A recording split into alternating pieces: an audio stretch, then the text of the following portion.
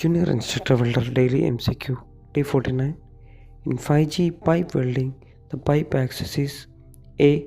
Rotating horizontal, B. Fixed vertical, C. Rotating vertical, D. Fixed horizontally. പിന്നെ ഉത്തരം നിങ്ങൾക്ക് comment ചെയ്യാം.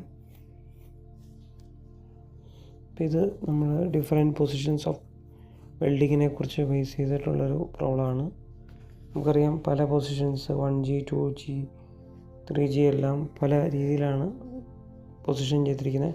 അപ്പോൾ ഇതിനകത്ത് ചോദിച്ചത് 5Gയിൽ എങ്ങനെയായിരിക്കും പൈപ്പ് സ്റ്റേഷനറി ആയിരിക്കണോ അതോ റൊട്ടേറ്റിംഗ് ആണോ ഹൊറിസോണ്ടലാണോ വെർട്ടിക്കലാണോ എന്നുള്ളതാണ് ചോദ്യം.